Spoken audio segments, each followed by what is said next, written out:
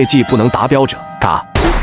放假后，我找了一份暑假工。面试的第一天，大厅里突然响起一阵沙哑的喇叭声。本次招募员工100人，欢迎各位。接下来的时间里，请大家严格遵循员工守则，违反者嘎：1. 禁止擅自逃离公司范围；2. 禁止以任何手段攻击和伤害考官和同事，包括你身边同一批的新人；3. 公司具有良好的组织架构，每一次升迁都有一场对应的规则考验；4. 在考验当中，业绩不能达标者嘎；5. 成功升至 K12 职级，便能顺利升还离开公司。目前各位的职级为 K2 见习期，请前往2楼接受升职考验。规则全部介绍完毕，来面试的100号人在大厅里面面相觑，迟迟没人踏出前往2楼的步伐。毕竟一旦业绩不达标，就得把性命丢在这里。眼看几名安保人员已经有些不耐烦，开始催促我们上楼。有人小心翼翼地提出了疑问：那我要是不想晋升，是不是就不用接受考验了？可仅仅3秒之后，他期待的眼神就化为了绝望。冰冷的喇叭声再度出现：不想晋升，那就洗吧。还没说完，那人手上的黑色手袋突然爆开，接着安保人员又把他活生生拖进了一个废物回收站。下一秒，随着齿轮转动，一阵惨叫声传来，那人瞬间化成了粉末。看着这可怕的画面，我瞬间汗流浃背。一想到我手上也有同样一条腕带，便止不住颤抖。喇叭声像是很满意这个结果。如各位所见，我们不喜欢没有上进心的员工。此言一出，所有人疯了似的向2楼跑去。2楼的办公区域被划分成了一个个正方形的小隔间，每个隔间里仅仅摆着一张桌椅和一台座机电话。一名经理打扮的工作人员早已在此等候多时。欢迎来到2楼销售部，这里是电话销售区，我是这里的考官。在这里，你们只需要做2件事：第一，拿起电话，随意说出一个指令。该环节结束后，进入第2轮，系统将挑出1名员工执行这道指令。这名员工需要严格按照指令要求行动。大家记住，淘汰的人数越多，对剩余人员的升职和存活越有利。所以，请尽可能给指令增加难度，嘎掉那个接收命令的人。随着他一声令下，1分钟倒计时正式开始。我拿起手里的电话，顿时有些茫然，该说什么呢？不管我提出任何要求，都将有一位同事在下一轮拼命执行，所以要求越致命越好。但与之对应的是，第2轮的我也将接收到别人传来的命令，这无疑是一个心理博弈的问题。我隔壁几个隔间的人似乎已经开始了行动。请抠掉自己的所有手指甲，请掰断自己的大拇指，请用尽全力把头撞到尖锐的桌角上。一条条指令让我心惊胆战，我都不敢想象第2轮时这里将变成什么样的人间地狱。1分钟并不算长，场上1半多人都已经说完指令，放下了电话。我紧张的左右环顾，脑子里不断闪烁着一幅幅画面，一上来就团灭，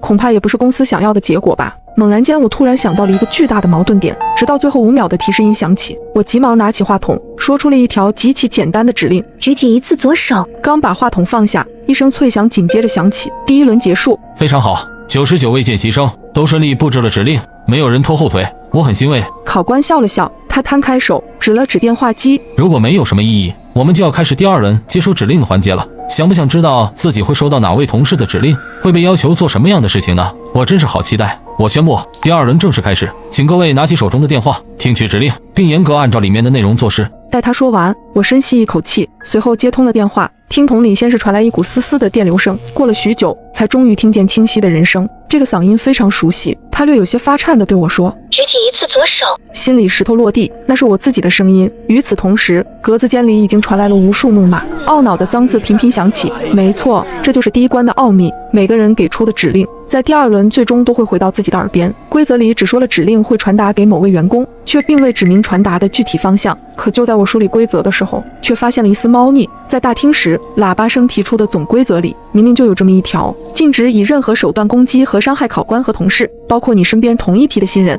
唯一能使2条规则同时实现的条件，就是每个人下发的指令最终都会落到自己的头上。考官的话在误导每一个人，一道道嘶吼声撕心裂肺，在我耳畔此起彼伏，每个人都要为自己的命运买单。我轻轻举起左手，完成了任务，走出销售部，喇叭声再度响起：恭喜各位完成考验，晋升为 K5 专员，目前存活人数33人。接下来，请各位前往5楼集合，迎接第2次晋升考验。这一次的主题是专注与合作。爬上5楼，考官微笑着伸开手：欢迎来到5楼，这里是登记处。按上楼的顺序把我们分成了3人一组，分别领进了11个隔间。之前的喇叭声提到了第2关的主题，带有合作的字眼，因此隔间里的另外2人多半就是我本次的同伴，一个叫青青，一个叫小美。等我们互相介绍完毕，考官的声音也从门外传了进来：各位，在你们每个人的前方都摆着一个记录本，你们需要在15分钟时间里，按照顺序从数字1开始写到数字1000，出现错误或者超出时间者直接淘汰。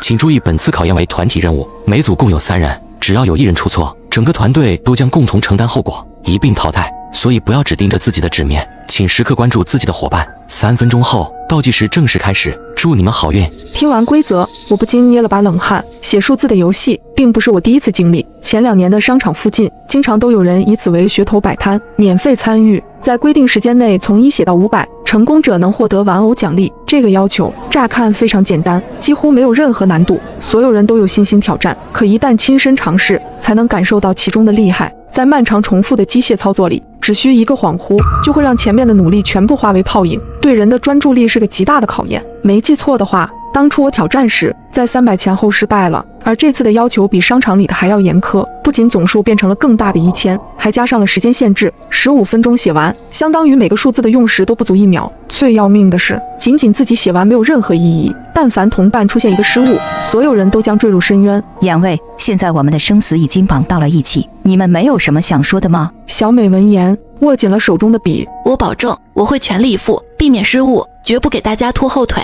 我也一样。所以我有一个合作的提议。接下来的2分钟里，青青向我们介绍了他的计划。为了尽最大可能杜绝注意力流散，我们需要在写数字之前，先将其念出声来，在嘴和脑子的信息统一之后，才能将数字认真写下，并且在写数字的时候，脚尖也要跟随着轻轻点地。多重任务堆叠、有声音动作等各种要素交织，能把走神和卡壳的概率降到最低。因为担心大家的声音混到一起，互相干扰，报数的工作则由我们轮流承担。听完这个计划，我不禁暗暗感叹青青的冷静。随着考官的一声令下，倒计时正式开始。轻轻打头，我们开启了同步计数模式。1、8、3。排在前面的数字位数较小，所以念得很快。仅仅5分钟，我们已经写下了400多个数字。可就在我信心满满的报数时，耳畔突然传来了一道撕心裂肺的惨叫声，砰砰的爆响，此起彼伏。我知道那是别的小组有人血肉破开的声音。紧张的情绪爬到我的脖子上，笔画都变得有些歪歪扭扭，差点就写错了。好在青青刻意加大了报数的音量，才强行把我拉回了现实，慢慢镇定下来。这样的干扰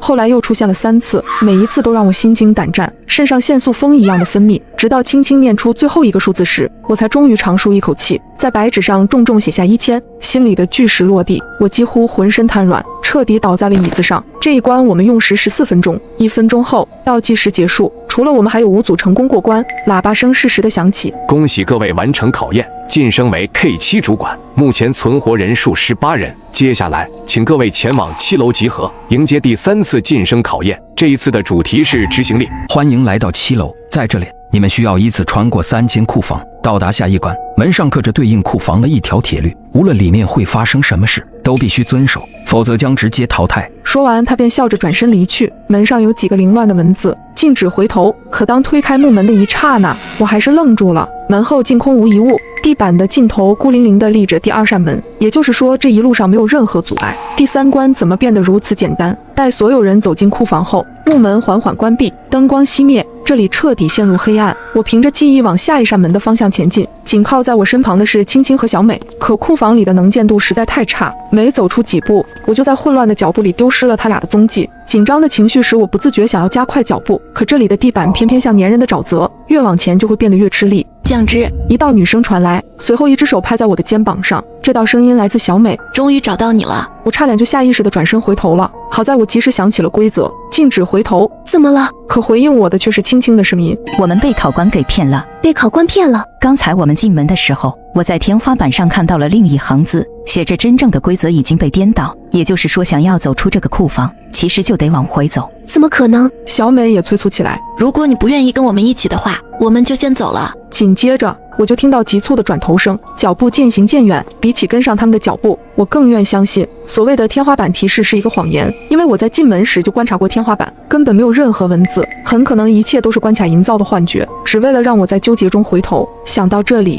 我再也没有半点犹豫，拼尽全力迈开步子，继续朝第2扇门的方向前进。猛地推开，一束光打到了我的脸上，里面零零散散已经站立着7、8道身影，包括之前蛊惑过我的青青和小美。一番交谈后，果然每个人都和我一样，听到了前一关同伴的呼喊，只有坚守规则绝不回头。头，才有资格走到第2间库房。第1道考验彻底落幕，身后的房门浮现出第2条库房铁律，禁止闭眼。这次的考验就要简单粗暴得多。走到一半时，两侧的墙壁突然刺出几十根钢针，直直朝着每个人的双眼飞去，速度极快，难以抵抗。不论摆头还是转身，都没法将它们甩掉。感受着来自尖锐针头的压迫感，每个人都会本能的想要闭眼躲避。可规则摆在眼前，必须克服内心的恐惧。而这些钢针其实并无实体，在接触到眼球的一瞬间就会化成烟。但好在能走到这里的无一不是心智坚定者，这次竟罕见的全员通关。我们一起推开了第3扇门，待大门关闭后，门后写着最后1条库房铁律：禁止行动。看到这条规则，我有点发懵。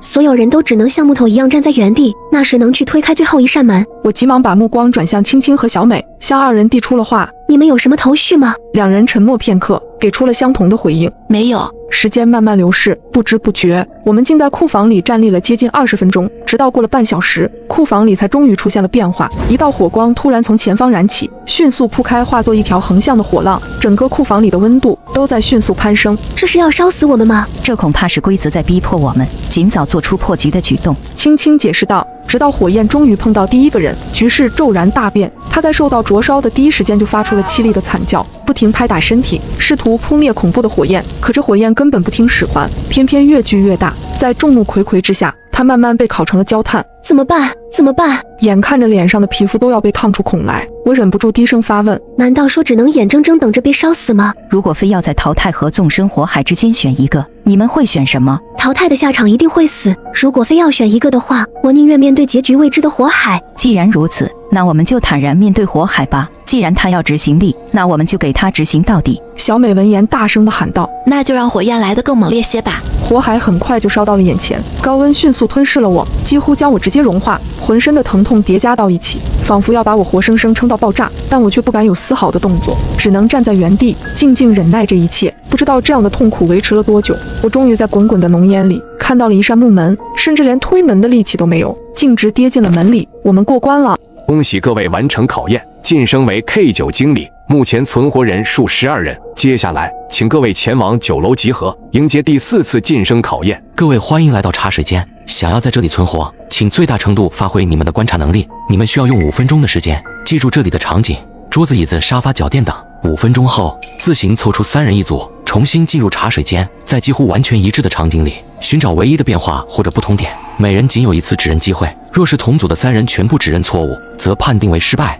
全组共同淘汰。若在3次机会之内找出变化，全组共同通关。请不要有任何迟疑，倒计时开始。在他的身旁是一个正在倒计时的计时器，剩余的时间已经只有4分20秒。考官讲述规则的时候，倒计时居然已经悄然开始，所有人都暗骂不好，赶紧巡视起茶水间里的每一个角落。经过简单沟通，青青把茶水间分成了左中右3个区域，小美负责最左边，青青负责中段，我负责靠右的一侧。每个人都能专心致志，主攻一块较小的范围。接下来的4分钟就是和死神赛跑的时间，10几道身影在茶水间里不停忙碌，看得出来每个人的神色都异常紧张，大家似乎都有自己的方法去记忆身边的画面。好在我们已经提前做好了分区，我可以心无旁骛地对着同一块区域一遍又一遍重复观察，直到4分钟彻底结束。在叮铃的响声里，考官比出了一个请的姿势，我们只能悻悻走出房门。走出茶水间后，考官命令我们自行分组，12人都选择了找曾经同组的伙伴。所有人待定后，考官把第1组人重新领进了茶水间，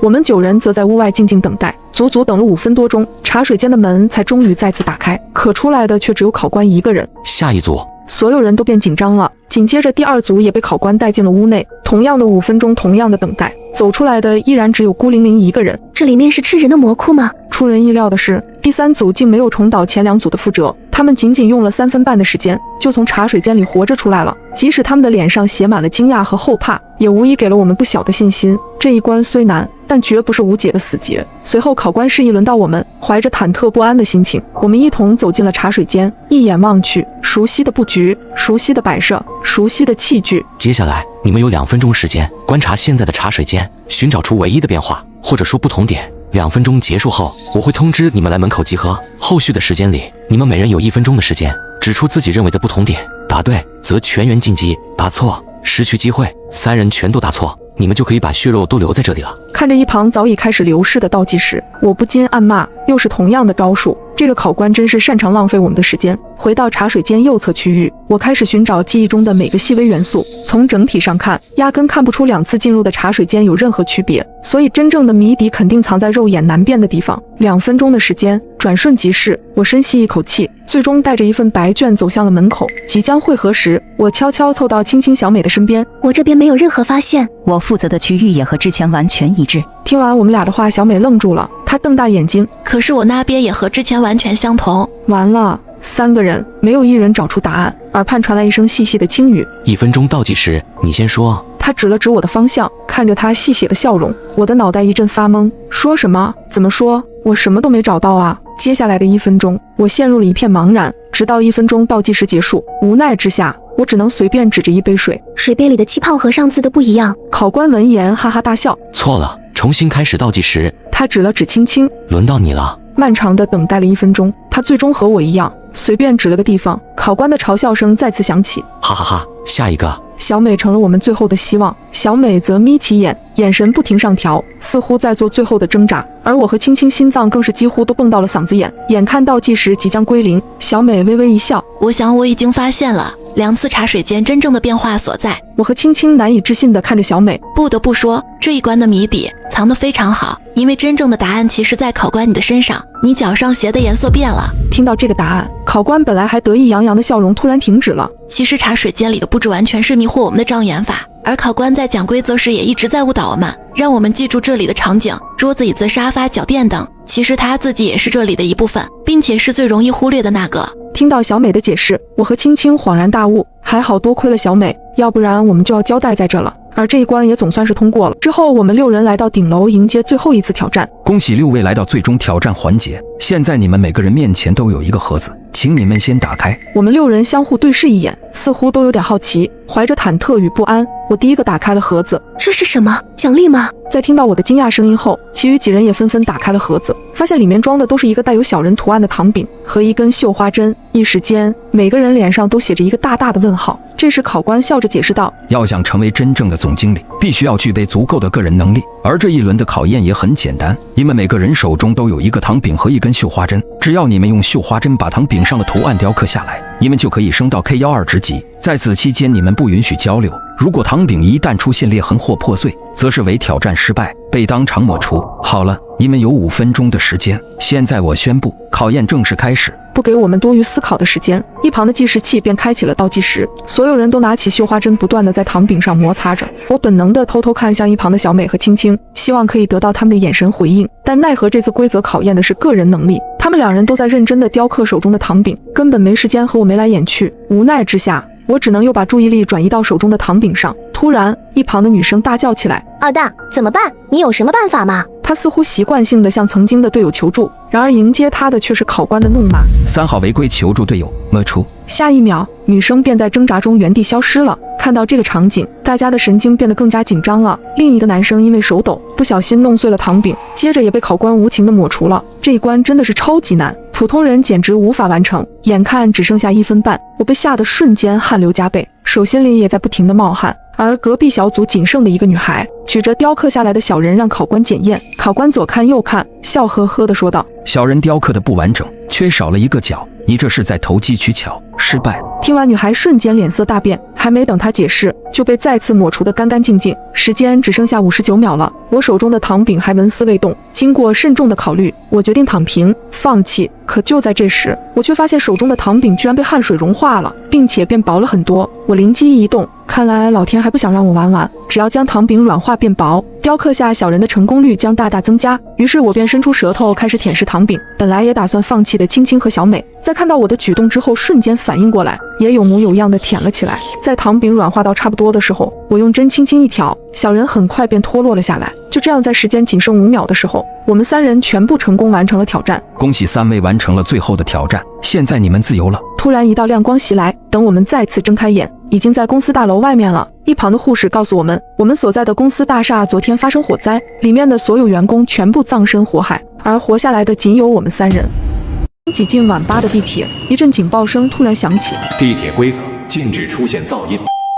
警报响起后，地铁里陷入一片死寂，只剩几个刷视频的人仍然沉浸在最大音量的外放里，边看边笑。还没等我反应过来，车厢内突然闪烁起刺眼的红光，车门轰然打开，那几个笑呵呵的乘客变得双目无神，整齐地放下手机，排队跳下了车。车门在关上时，玻璃上已经染满了血色。面对这骇人的场面，我狠狠拍了拍脸，发现并不是梦。环视四周，满是和我一样慌张的乘客。这时警告声再度响起，检测到环境无噪音，规则正式启动。一、地铁行驶中，每10分钟抵达一个站点，请乘客们留意车间广播。2、每抵达一个站点，地铁开门，请勿在车厢内持续逗留。3、本路线除起点和终点外，共有6个站点，每个站点都有各自的规则，请务必遵守。4、完成站点规则后，乘客方可安全回归车厢，前往下一站，严禁提前回归，否则后果自负。5、驶过6站之后，地铁抵达终点，唯有终点代表安全生还。注意，前方到站恶鬼桥。广播结束后，地铁停下，车门打开，一束泛绿的幽光照进车厢。虽然仍处在蒙圈的状态，但我还是赶紧跟着人群冲下了车。下车之后，映入眼帘的是一座古朴的石板桥，桥下有一潭死水，无数煞白的手臂漂浮在水面，密密麻麻，不停挣扎。桥上则端坐着一位身着黑色旗袍的女荷官，她的嘴角挤出一丝微笑，指了指桌案，那里有一颗红枣模样的骰子。欢迎大家来到恶鬼桥，骰子有大小，猜中者生，猜错者或是不想猜的人，就请留在这里陪着我了。他的语气相当温柔，却让人无比窒息。只见他手指一勾，点中了一个人群前列的衬衫男，随后将骰子轻轻一盖，简单的摇晃了几下。他眼神死死盯着衬衫男的脸。你选大还是选小？衬衫男顿时屏住了呼吸，犹豫再三，才支支吾吾说出答案：小。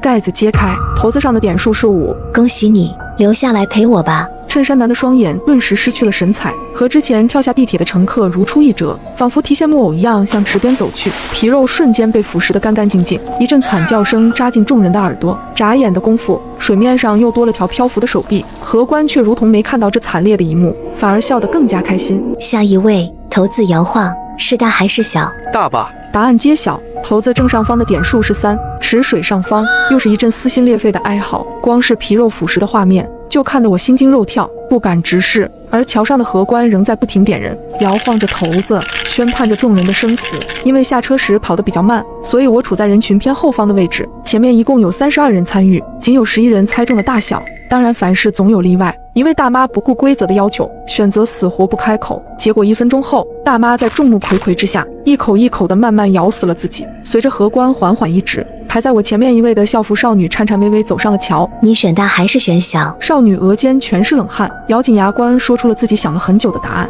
小。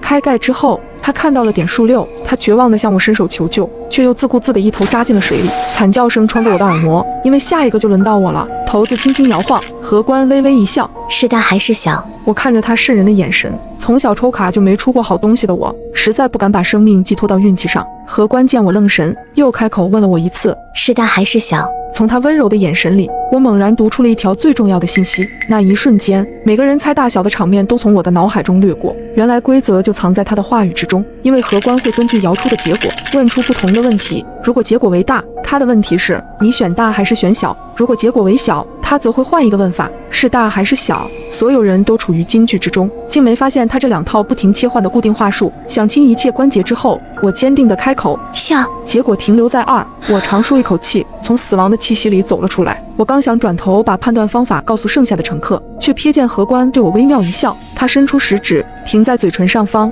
比出了晋升的手势。第1站结束，只有不到20人活着回到了车厢里。地铁重新启动，听着车轮不断摩擦铁轨的声音，我不禁想，第1站就死了这么多人，后面的5站该怎么过？正当我心绪不宁的时候，旁边的女生轻轻拍了拍我的肩膀：你好，我叫青青。你好，你找我有什么事吗？接下来的站点，我想找你合作。如果我没猜错的话，在恶鬼桥，你其实已经看穿了真正的玩法，对吧？我不禁皱紧眉头。你怎么知道？青青没有正面回答，而是学着荷官的样子，把食指放到嘴唇上。因为我看见他也对你比了这个手势。我深吸一口气。没错，我发现了规律，那就是在大小不同时，他各有一套询问的话术。啊，居然和我的解法并不一致。我找到的规律是它的摇动，如果顺时针则为大，逆时针就是小。听了他的话，我不禁陷入沉思，原来生路不止一条。随后我看了看青青闪烁的眼眸，忍不住继续问：你还有别的发现吗？他沉吟片刻说：有，但你可能接受不了。什么？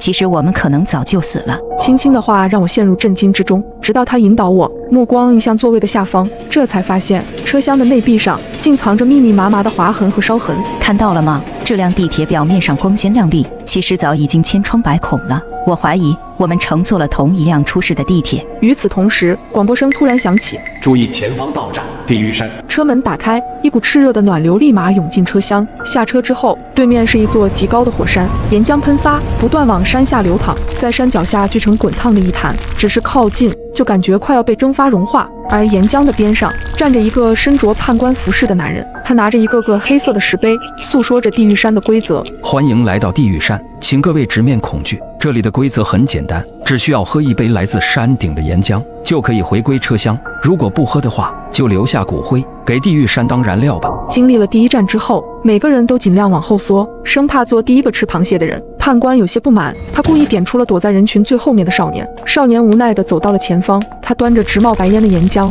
双手瑟瑟发抖。我站在远处，忍不住嘀咕：这玩意儿怎么下得去嘴？不过少年的勇气还是超乎我的想象，没犹豫多久，他就一口闷了下去。判官满意的鼓了鼓掌，本以为这便算安全通关，然而少年的身体却突然僵在了原地。只见他腹间闪起猛烈的红光，整个人瞬间燃烧起来。我和青青面面相觑，判官的嘴角微微勾起，平静的语气下却隐藏着索命的凶狠。下一位。看着判官来回巡视的眼睛，乘客们大多陷入了惊慌，往前站也不是，往后躲也不是。判官饶有兴致地挪动手指，最终指到了一个少女身上。她递上一碗热气腾腾的岩浆，可让我没有想到的是，少女没有理会她递上的石碑，反而从她另一只手里夺过了空杯子，亲自走到沸腾的潭水边，盛了满满一杯，在众人惊诧的目光里一饮而尽。看着浑身冒烟的她，我皱紧了眉头。这是什么狠人？本以为不出3秒时间，他就会和那位短发少年一样爆体而亡，可足足过了很久，待到白烟消散，他都没有发生任何异象，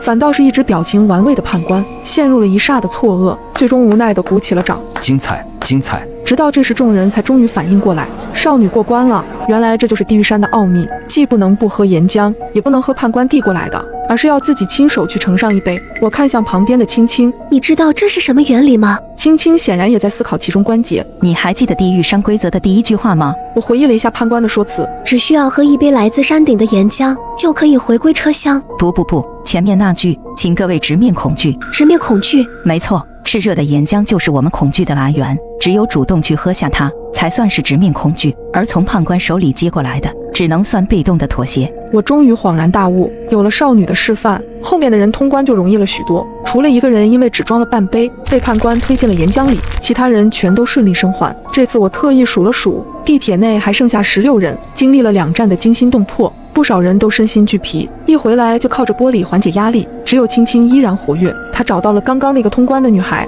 ，3下5除2，顺利将她拉入了我们的团队。这时我也终于知道了少女的名字，小美。注意前方到站蛟龙台。车门打开，一股刺鼻的腥味扑面而来，一条巨蟒般的庞然大物，头顶长着修长的鹿角，身躯足有40-50米长，紧闭双眼蜿蜒在地，既像蛇，又像是神话传说中的龙。而他的身旁站着一个绿裙的女人。欢迎来到第3站蛟龙台。如你们所见，我养了一条蛟龙，它平日里最喜欢的零嘴就是火人。你们需要在蛟龙台带上1炷香的功夫，此间它会在这里自由活动，以你们为目标。1炷香之后，没有被它吃下肚子的幸存者就可以离开此站。说罢，女人拿出一尊金色香炉，流出淡淡白烟。蛟龙双目一睁，露出2只火热的瞳子。还没等我们仔细琢磨女人讲述的规则，蛟龙便已经开始了行动。它虽身长40-50米，看起来相当笨重，却有着快如闪电的速度，吓得所有人都抱头逃窜。一位腿脚不利索的大叔，因为跑得太慢，第一个被蛟龙衔进了嘴里。看着这个场景，所有人跑得更加卖力。可蛟龙台的面积并不算大，而且没有任何遮掩身形的物体，空空旷旷，压根没给多少逃跑的余地。蛟龙的身影四处腾挪，每每只需要一口就能吃下一整个人。该怎么办？破解方法是什么？我一边拼死逃命，一边在心里不断回顾女人的话，但不停的跑动让我有些大脑缺氧，完全没法静下心来思考。而场上蛟龙的移动却是极快，转眼间又将一人吞进腹中，3两下消化个完完全全，打了个兴奋的饱嗝。1炷香才燃了1/3，16个乘客已经只剩下8个，一直跑根本解决不了问题。眼看抠破脑袋，我忍不住瞥了瞥同样亡命奔跑的2位同伴青青和小美，可仔细看去才发现，蛟龙最新瞄准的目标就是青青，眼看蛟龙的位置越来越近，千钧一发之际，青青却突然停下了脚步，站在原地不跑了。不仅不跑了，连任何动作都不再有，如同一根木头，看得我一脸疑惑。可接下来的景象让全场人都呆住了。青青一动不动之后，蛟龙也随之停下了移动，好像丢失了目标一样，左顾右盼，重新寻找起了目标。青青活下来了，原来如此。这一战的谜底竟然如此简单，只需要当做木头人的游戏就能安然通过。有了青青的例子，所有人都反应了过来，立马有样学样，停下了所有动作。本来残暴无比的蛟龙瞬间失去了所有目标，左右四顾，脑袋上仿佛挂上了一个问号。剩下的时间里，他只能一直在蛟龙台的边缘打转，待到一炷香彻底烧完，他的眼睛也准时的闭上。所有人都长舒一口气，坐回地铁座椅上，我忍不住看向青青。你是怎么看出来的？这一战实在是太险了。其实破解之法不在绿群女人讲述的规则里，而是在蛟龙身上。在传说里，蛟龙乃蛇所化，而蛇类动物都有一种特性，那就是极强的动态捕捉能力和极弱的静态实力。越是移动迅速的猎物，它越是能敏锐的感知，反而保持不动的东西，在它眼里和死物没什么区别。听完他的分析，我忍不住啧啧称叹。话音刚落，地铁的广播再度响起，注意前方到站人间巷。第4站来了。这一次车门外的场景不再是诡异至极，没有阴森的池水，没有沸腾的岩浆，更没有恐怖的蛟龙，只有一条普普通通的小巷子。巷子中央有一把椅子，一旁站着一位白发老人。见我们都下了车，老人轻咳一声，开始交代规则。欢迎来到人间巷，真正的魔鬼或许就藏在人间。各位应该不知道，地铁中有这么一类工作人员，最喜欢混进人群之中表演受害乘客。你们的任务是找到他。这把电击仪每5分钟启动一次，请选出公认的内鬼人选，将他烧成灰烬。每次电击结束，我会告诉你们此人是否为真正的内鬼。真相大白之后，各位便能安然返还车厢，前往下一站。此话一出，我们每个人都不禁看向身旁的其他人。8个幸存者里，竟然还混进了一个地铁的内部人员。霎时之间，空气中的氛围变得焦灼又紧张，每个人都忍不住长嘶了一声。尤其是我，此时已经拧紧了脸，死死盯着紧靠在我身旁的青青。他也太符合内鬼的形象了，知识面广，能用各种思路破除迷局。所有人都没注意的车厢划痕，也是由他发现的。遇事冷静，在所有人都慌乱沉默的时候，只有他到处拉拢观察力强的乘客，组成团队。真说起来，我们都是被命运和规则摆弄的人，只有他像是个闯关的玩家一样。要是没有交代内鬼之处，我只当他是个知识渊博的精英人士。但老人一说出关于内鬼的规则，我瞬间觉得全和他对应上了。青青或许也注意到了我的表情，此时赶忙冲我摆手。咱们一起度过3个生死难关了，你不会怀疑我吧？我沉吟片刻，给了个比较体面的解释。毕竟这里一共就8个人，当然是每个人都要怀疑一下才行。他掏出了一张工作证，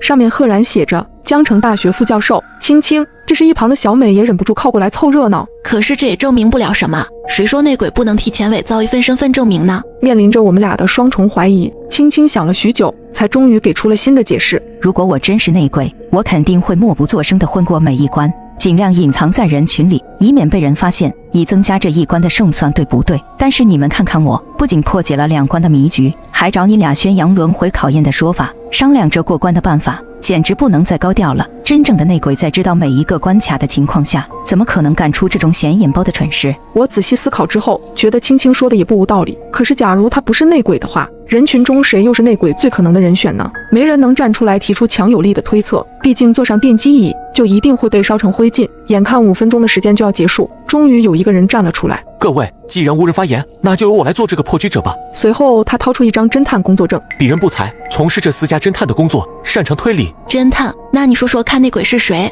侦探手指一伸，指向了一直站在比较边缘位置的一位秃顶大哥。我们要找的内鬼就是他。我忍不住问，为什么是他？侦探轻咳一声回道，你们要相信一个侦探的业务能力，我从第1站开始就在观察你们每一个人的行为。我知道你们有些人可能会怀疑这个叫青青的女孩，她的表现非常亮眼，就像是提前知道了地铁的运行规则一样。但根据我的观察，她在每一站里眼神都在不停向上瞟，那是思考的标志。微表情是很难骗人的。反观这位大哥，看似平平无奇，没有被推举出来的理由，但只有我注意到了，他一路沉默寡言，几乎没和任何人产生交流，目光也一直都非常呆滞，一回到车厢就开始眯眼睡觉，这哪像是能活过3站的样子？但他偏偏就成为了幸存的8人之一，走过了1半的难关，所以我断定他就是那个隐藏颇深的内鬼。听完侦探一连串的推理，场中甚至有人鼓起了掌，因为时间即将到达5分钟，没等那位秃顶大哥反驳，就被人死死地按在电击椅上。时间抵达之后，电击椅上电光四射，没几秒的功夫，秃顶大哥就被烧成了灰烬。电击结束之后，老人对我们微微一笑，